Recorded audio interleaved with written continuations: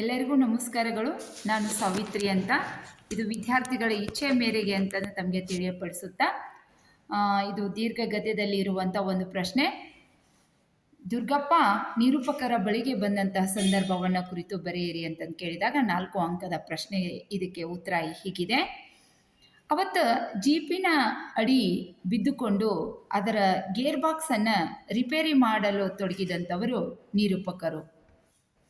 ಆ ನಿರೂಪಕರ ಬಳಿ 2 ಕಾಕಿ ಪ್ಯಾಂಟದಾರಿ ಕಾಲುಗಳು ಈ ನಿರೂಪಕರ ಬಳಿ ಬರ್ತಾ ಇದೆ. ಜೀಪಿನ ಅಡಿಯಿಂದ ಕಾಣಿಸ್ತಾ ಇದೆ. ಆ ಕಾಲುಗಳು ಪೊಲೀಸ್ ಡಿಪಾರ್ಟ್ಮೆಂಟ್ ಅಂತಂದ ತಕ್ಷಣಕ್ಕೆ ಜ್ಞಾಪಕಕ್ಕೆ ನಿರೂಪಕರಿಗೆ ಬರ್ತಾ ಇದೆ. ಯಾಕಂತಂದರೆ ಅವು ಕಾಕಿ ಪ್ಯಾಂಟ್ದಾರಿಗಳು ಆಗಿದ್ದವು.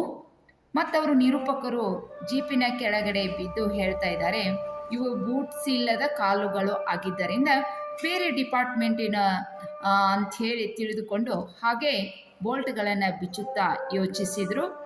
ಬಂದಾತ ನಾನು ಜೀಪಿನ ಅಡಿ ಇದ್ದುದರಿಂದ ಅವನು ಬಂದುದನ್ನು ಗಮನಿಸಲಿಲ್ಲ ಎಂದು ತಿಳಿದು 1-2 ಬಾರಿ ಕೆಮ್ಮಿದ ಅಂತ. ನಮ್ಮ ಕಡೆ ಕೆಮ್ಮು ಕಾಲಿಂಗ್ ಬೆಲ್ ಇದ್ದ ಹಾಗೆ ಅಂತ. ಮನೆಯವರು ಯಾರು ಕಣ್ಣಿಗೆ ಬೀಳದಿದ್ದರೆ ಕೆಮ್ಮಿ ಕ್ಯಾಕರಿಸಿ ಗಲಾಟೆ ಮಾಡುತ್ತಾರೆ. ಬಹುಶಃ ಭಾಷೆ ಉಪಯೋಗಿಸಿ ಕರೆಯಬೇಕೆಂದಾದರೆ ಕೆಲವು ತೊಂದರೆಗಳು ಇರ್ಬೋದು. ಮನೆಯವರ ಹೆಸರು ಏನು? ಹೆಸರು ಹಿಡಿದು ಕರಿಬೇಕೋ, ಸ್ವಾಮಿ ಎನ್ನಬೇಕೋ, ಬಹುವಚನ ಉಪಯೋಗಿಸಬೇಕೋ, ಏಕವಚನವೋ? ಭಾಷೆ ಉಪಯೋಗಿಸಿ ಕರೆಯಬೇಕೆಂದರೆ ಏನೆಲ್ಲ ಬಿಕ್ಕಟ್ಟುಗಳನ್ನು ಎದುರಿಸಬೇಕು.